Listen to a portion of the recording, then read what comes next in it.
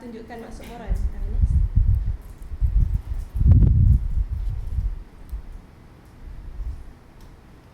Okay, ayat moral, memang kita akan cakap of course not, tapi kita akan define perkataan moral ni berlainan sikit.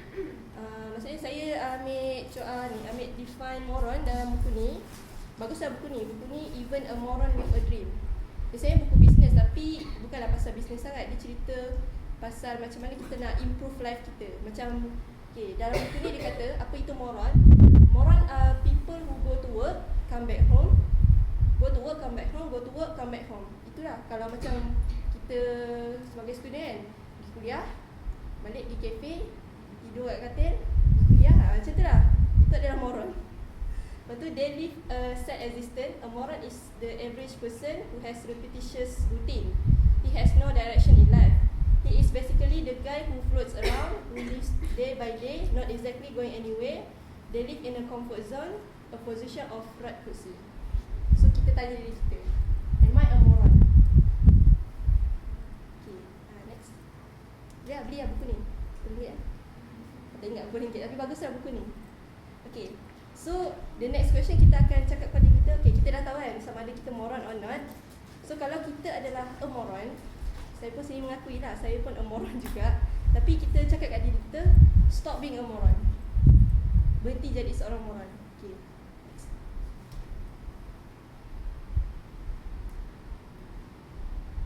Okay, stop being a moron. How about become a hero instead? Maksudnya, okay, kita kat dunia ni, kita kena terimalah hakikat. Kita hidup dekat dunia di mana bila ada satu masalah timbul, orang lebih senang letakkan tanggungjawab tu kepada orang lain. Maksudnya bila satu problem tu datang, orang akan lebih senang cakap, kenapa dia tak buat macam tu? Kenapa orang tu tak buat macam ni? Kenapa pertubuhan ni tak buat action macam ni? Kenapa dia tak? Kenapa dia? Kenapa mereka? Kenapa bukan kita? Kenapa orang tak tanya apa yang kita dah buat untuk masalah macam tu? Itulah dunia yang kita hidup sekarang ni. Orang lebih senang bila datang masalah, meletakkan tanggungjawab tu bukan atas bahu sendiri, tapi bahu orang lain. Dan secara tak langsung sebenarnya kita hidup dalam dunia di mana orang lebih senang mengharapkan ada superhero datang dan selesaikan masalah tu, bukan diri kita. Okay. Dan itu sebenarnya adalah satu pemikiran yang tak logik dan gila. Okay, maksudnya segala masalah yang ada dekat dunia ni, pemikiran seperti itu bukan masalah saya, itu bukan masalah yang patut saya selesaikan. Itu sebenarnya pemikiran yang tak betul. Sebab masalah tu sepatutnya kita fikir macam mana kita nak menyelesaikan. Sebab bayangkan kalau setiap orang kat dunia ni fikir kenapa dia tak solve masalah tu, kenapa bukan dia, so macam takkan ada siapa yang akan bergerak untuk menyelesaikan masalah. Tapi kalau setiap orang dekat dunia ni fikir, datang satu masalah, apa yang perlu aku buat untuk selesaikan masalah tu. Kalau semua orang fikir macam tu, semua orang akan come up with, akan adalah jalan macam akan adalah idea macam mana nak selesaikan masalah tu. At least ada. Tapi kalau semua orang fikir itu bukan masalah aku untuk selesai, bukan masalah untuk aku selesaikan, memang takkan ada siapa yang bergerak.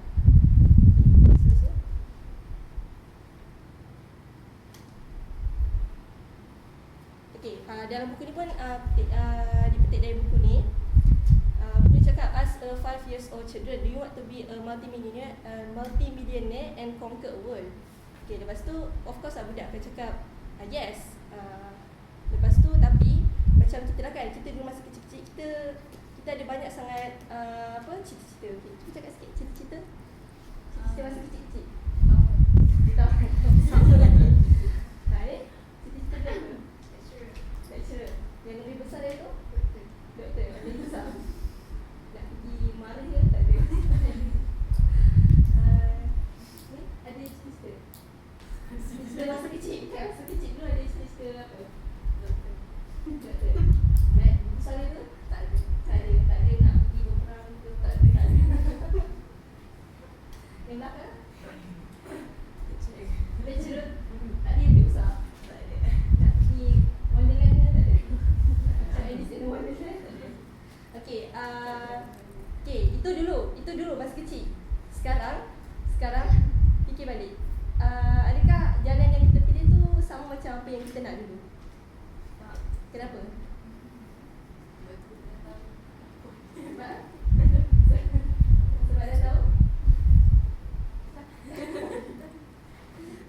maksudnya dulu kita masih kecil-kecil, kita ada satu impian yang sangat besar. Kira kisahlah nak jadi apa pun. Jadi lecturer ke, nak jadi profesor ke, nak jadi dekan misalnya, tak kisahlah kan. Jadi, maksudnya kita dulu kecil-kecil ada satu impian yang besar, tapi bila kita dah meningkat dewasa, kita dah terdedah dengan realiti dunia, kita semakin lupakan impian kita. Mostly lah, mungkin bukan semua lah, tapi mostly akan degrade tau. Dia punya rasa macam, dia akan rasa macam mustahil sebenarnya aku nak buat macam ni. Macam seolah-olah macam nak mencapai impian tu satu benda yang mustahil. Macam dia cakap kan, bila budak tu dah terdedah dengan realiti kehidupan, dia cakap, are you kidding? It's not easy to become a millionaire. I don't want to be a millionaire. As long as I get to survive, I'm happy. This is boring but it's strangely is typical reality of life nowadays. Itulah dalam buku ni. Menarik saya buku ni. Bukan nak promote buku ni, tapi memang slide ni dibuat berdasarkan buku ni. Maksudnya ini adalah, maksudnya macam macam ini adalah hidup orang yang boring. Maksudnya hidup cuba bayangkan, kita hidup hari-hari ulang benda yang sama saja, ulang cycle yang sama, bangun pergi kuliah, makan, tidur, bangun kuliah, makan, tidur. Yang Muslim adalah solat sikit-sikit di antara tu, just like that every day. Adakah itu adalah benda yang exciting? Excited tak buat benda yang sama hari-hari? Tak, siapa yakin? Saya hari-hari excited pergi kuliah, makan dan tidur hari-hari. Tahu lah, mesti semua orang ada rasa bosan kan dalam hidup dia. Okay, seterusnya.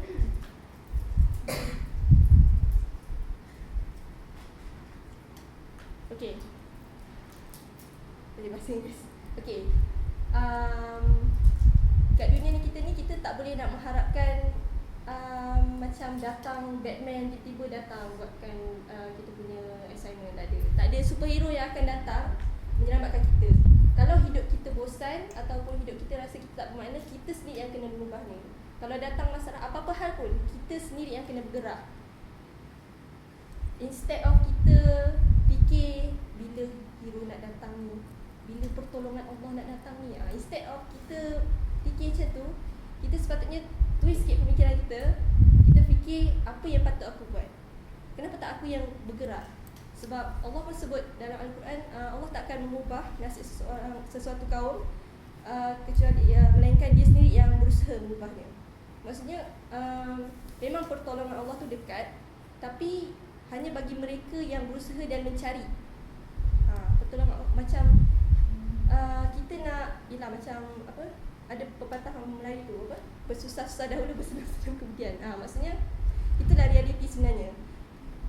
Tapi sebenarnya lebih ramai orang lebih senang fikir, lebih senang macam ni, lari daripada realiti, menipu diri sendiri, cakap aku boleh makan, boleh ada tempat tidur, cukuplah untuk aku hidup, bolehlah, so-so. Macam tu je hidup dia. Okay, sepatutnya kita kena keluar daripada comfort zone tu untuk melakukan something, untuk mengubah diri kita. Dan bila kita dah mengubah diri kita, baru kita boleh mengubah dunia. Sebab kalau kita nak ubah dunia, dia mesti start daripada kita mengubah diri kita sendiri. Macam mana kita nak mengubah dunia kalau hidup kita sendiri bosan? Bukanlah bosan lah, maksudnya hidup kita macam rutin yang sama saja. Maksudnya kita kena keluar daripada kebiasaan hidup kita untuk mengubah diri kita, dan seterusnya berperingkat. So how about we become the heroes instead? Great mind discuss ideas, average mind discuss events, small mind discuss people. Dah dengar kan? Okay.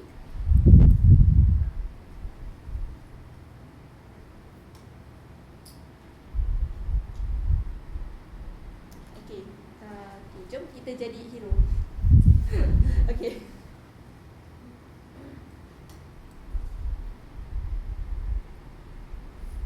Okay, untuk jadi seorang hero, kita tak payah ada power untuk terbang. Tak payah. Kita tak payah ada kuasa untuk keluarkan api, macam tu, tak payah.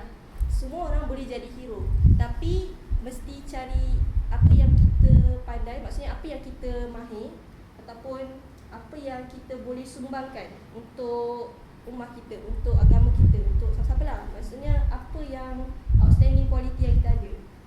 Maksudnya tak adalah outstanding quality tu macam terlalu outstanding quality hanya diri kita saja yang tahu apa kualiti yang kita ada. Maksudnya kualiti tu kita boleh usahakan untuk kita beri manfaat pada orang lain. Itu sebenarnya yang kita panggil sebagai talent. Maksudnya apa yang kita boleh sumbangkan. What can we do for the sake of our ummah. Ini hadis logam. Maksudnya manusia tu umpama logam. Hebatnya mereka pada zaman jahiliah, mereka juga hebat ketika mereka berada dalam Islam. Sekiranya mereka faham. Maksudnya faham kat sini, of course lah kalau faham agama semua tu kan. Tapi kita kena memahami diri kita sendiri. Apa yang kita kena carilah apa yang kita boleh buat. Mesti ada something yang kita boleh buat. Okay.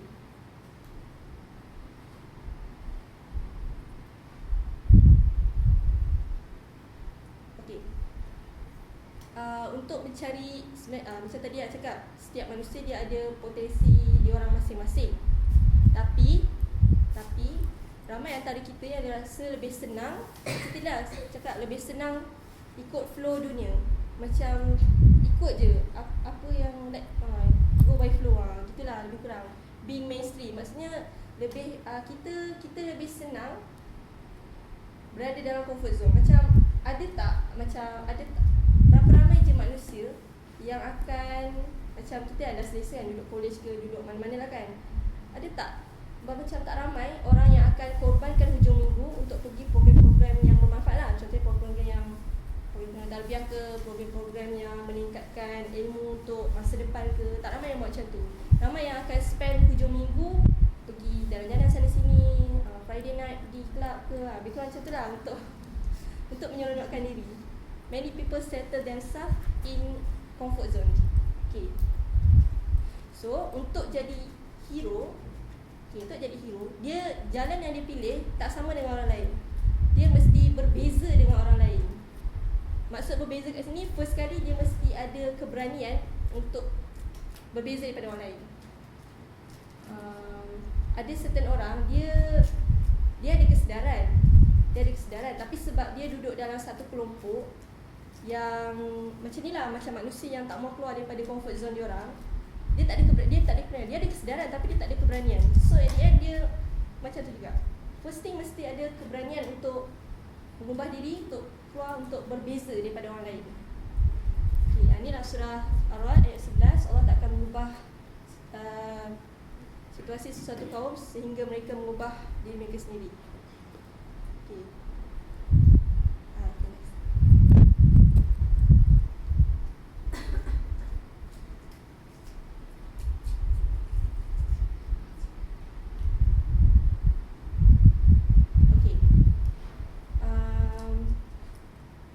Once we realize how bad our society is, only then we realize that we need to do something about it and become a hero.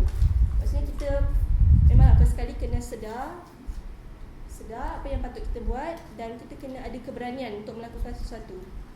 Okay, ini pun dalam buku ni, human being love to talk about their difficult lives and how their country never gives them a break. Well, how about doing something about it? Maksudnya macam senang kata kita selalu merungut. Saya pun sendiri selalu merungut. Tapi berapa ramai je manusia yang akan fikir apa yang patut mereka buat untuk mengubah situasi tu. If you are not happy about how things are in your office, do something about it. Take action. Stop constant cara and warning at all times.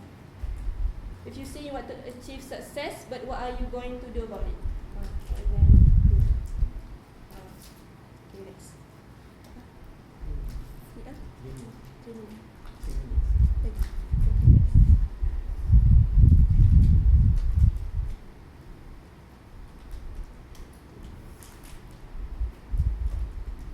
Okay, from hero to zero. Sekarang kita akan tengok figure-figure yang mereka sebenarnya orang biasa tapi jadi luar biasa. Okay, next. Cepat. Okay, first, Lindsay Sterling. Siapa kenal Lindsay Sterling? Ada yang kenal? Okay, belakang sana kenal. Ada yang kenal? Okay, kenal. Tak ramai yang kenal sebab dia famous tapi dia bukan famous kat radio, kat TV, tak ada. Tapi dia seorang, okay, boleh cari kat YouTube lah, type Lindsay Sterling. Dia seorang famous pemain violin dubstep. Dia combine electronic dance music and classical violin. Benda ni memang orang tak akan expect lah. Maksudnya dia electronic dance ni maksudnya dia gabungkan tarian moden dengan main violin klasik. Dia pernah masuk America's Got Talent dan tapi dia tersingkir dekat quarter final. Dia punya judge nama Piers Morgan. Dia kata kat Lindsay Stirling, awak ni tak cukup bagus. Awak tak boleh main macam ni. Dia kata dekat Lindsay Stirling, awak tak boleh main macam ni lah. Dia combine electronic dance dengan classical violin. Awak tak boleh main macam ni. Dia kata awak kena main macam orang lain. Macam orang lain tu macam biasalah kita tengok orang main violin kat mana, kat orkestra, persembahan, main pieces orang lama-lama macam tu lah. Kata awak kena je macam tu. Tapi Lindsay Stirling kata after I got voted off the show, I was absolutely heartbroken. Tapi apa dia kata lepas tu, I am going to prove him wrong. Dia masuk America's Got Talent ni tahun 2010. Tahun 2014 dia keluarkan satu album tajuknya Shatter Me. Dia dapat rank tinggi, reach second on the Billboard album chart. Sampai Piers Morgan ni tweet dekat Twitter dia, congratulations Lindsay Stirling, you did indeed prove me wrong. Dia tak, yelah kalau kita masuk tanya kan, cakap awak tak boleh buat macam ni. Berapa ramai je akan teruskan apa yang dia minat untuk buktikan kepada judge tu yang dia salah. Lindsay Stirling ni orang biasa je. Dia hanya orang biasa, start with buat persembahan dekat YouTube, then masuk America's Got Talent. Lepas tu macam dia turun naik. Dia sebenarnya orang biasa tapi sekarang tengoklah betapa famous dia. Bukalah YouTube. Okay guys.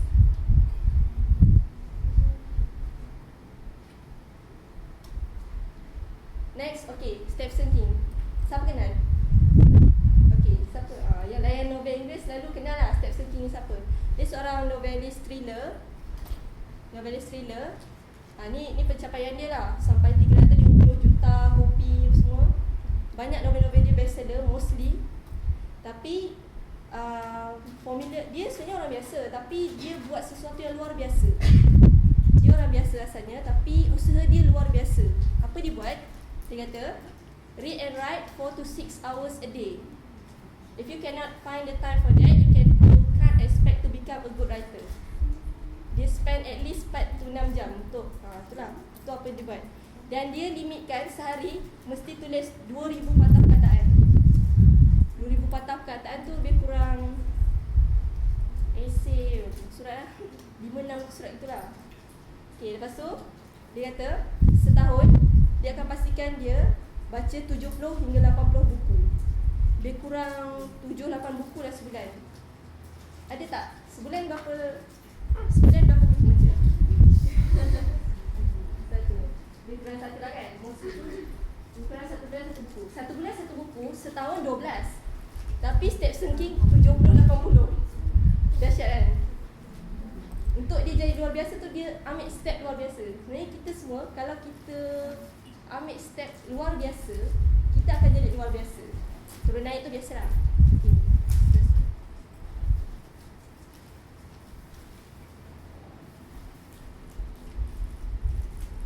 Okay, Ernest Hemingway pun sama, seorang penulis.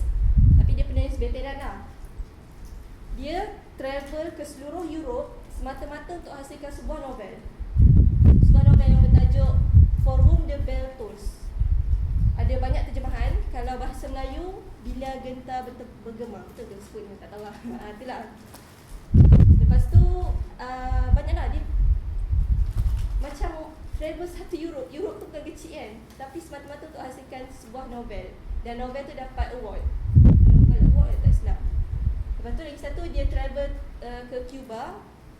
Dia luangkan masa dengan seorang nelayan, kat situ, dan menghasilkan The Old Man and the Sea. Maksudnya dia memang jenis yang suka travel dan menulis.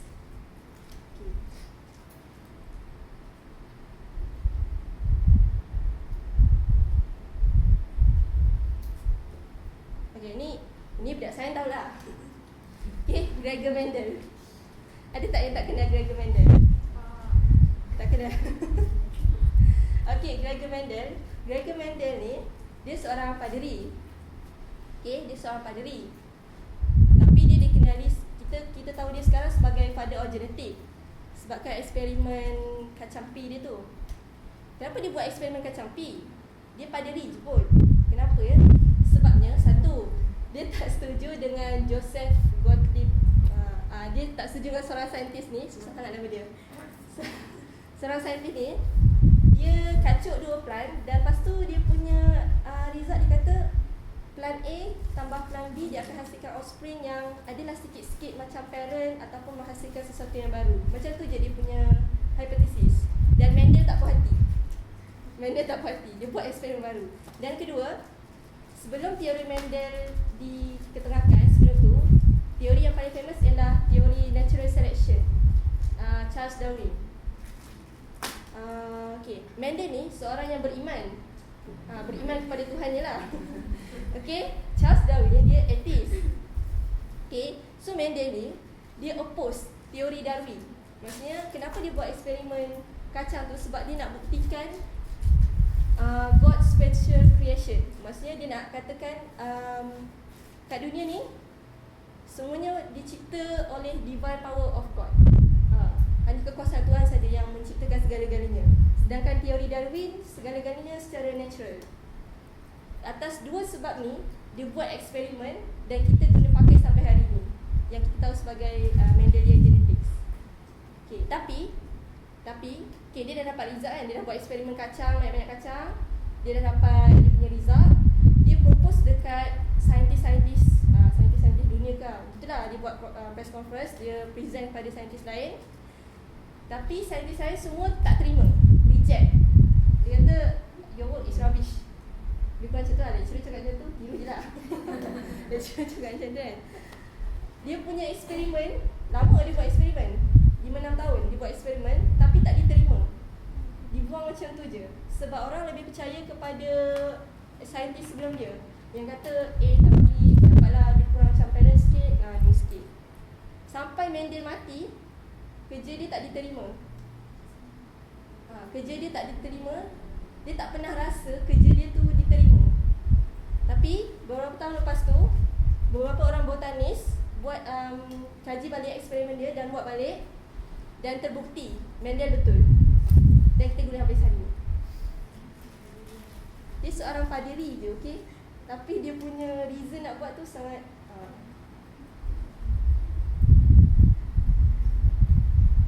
next, Edward Jenner. Ni pun biasa budak saya patut tahu. Edward Jenner ni kalau boleh kata dia memang gila. Boleh cakap dia memang gila. Sebab apa? Masa zaman dia ada satu penyakit namanya smallpox. Tapi dia perasan ada orang yang kena cowpox, dia tak kena smallpox. Jadi apa dia buat? Dia ambil bakteria dekat cowpox tu, dia suruh seorang budak ni jadi bahan eksperimen dia. Tak tahu budak tu volunteer ke apa, tengok budak tu macam tak sejarahnya tak clear. Yang penting budak tu diinjek dengan cowpox. Dia sakit dan dia sembuh. Dia sakit dan dia sembuh. Lepas tu dia diinjek lagi dengan satu penyakit yang boleh membunuh. Korang berani tak? Katalah ada muncul satu penyakit yang membunuh, tiba-tiba ada satu penyakit lain, orang yang dah kena tu dia tak akan kena ni. Siapa yang berani? Siapa yang berani kena vaccinate macam budak ni? Tu cakap Edward Jenner ni gila. Tapi jalan gila yang dia buat ni membuatkan dia terkenal. Kita bukanlah dia terkenal, tapi kita nak jadi outstanding. Kita nak buat lebih daripada orang lain. Macam lah.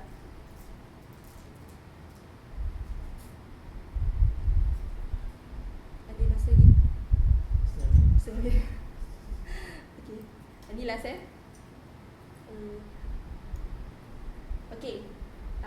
di antara story. Mesti nak cerita. Saya bukanlah seorang penulis, memang tak ada bakat menulis. Seriously. Tahu korang bukan tak percaya. Seorang yang tak suka menulis, dulu tak suka menulis, tak pandai menulis, tahu tulis karangan lah macam sekolah dulu kan. Lepas tu seorang yang dulu tak suka baca buku, baca komik je. Memang tak suka baca komik je. Tapi tak lama lepas tu rasa macam yelah, macam kita bila ada rasa kita nak ubah dunia, kita akan fikir apa yang kita nak buat. So macam dapatlah pencahayaan agung di atas tu. Maksudnya macam okay, tak reti menulis kan, tapi rasa nak menulis. Rasa macam aku kena tulis ni, aku kena tulis, tapi tak reti menulis. So macam mula-mula tu tulis sikit lah. Memang tulis sikit-sikit, letak dalam blog, tulis sikit-sikit dalam blog. Tengok baca, mulalah start baca novel, baca tulisan-tulisan orang lain. Tengok macam mana dia tulis lah, memang tulis. Somehow memang masih tak percaya lah. Macam sampai sekarang tak percaya, betul ke aku dah makan buku? Memang tak percaya. Serius tak percaya. Dan sekarang susah nak percaya. Maksudnya semua orang boleh jadi hero, semua orang boleh jadi apa yang mereka mahu. Yang penting diorang kena, satu, diorang kena keluar daripada kebiasaan. Usaha tak boleh biasa-biasa. Yang kedua, berani nak untuk jadi different. Berani untuk jadi different. Dua benda tu. Usaha luar biasa, berani untuk berbeza. Okay, next part.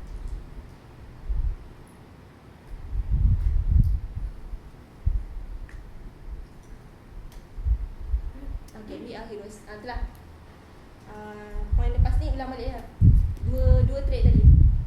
Buat sesuatu yang luar biasa, luar daripada kebiasaan. Apa yang kita buat sekarang ni, kita buat lebih luar biasa lepas ni. Dan kita mesti berani untuk jadi berbeza. Okay, dua benda tu insyaAllah boleh jadi kita superhero. Dia tak jadi macam Batman, tapi kita superhero jugalah. Okay, wallahualam itu saja. Sekian untuk Box Malaysia hari ni. Assalamualaikum warahmatullahi wabarakatuh.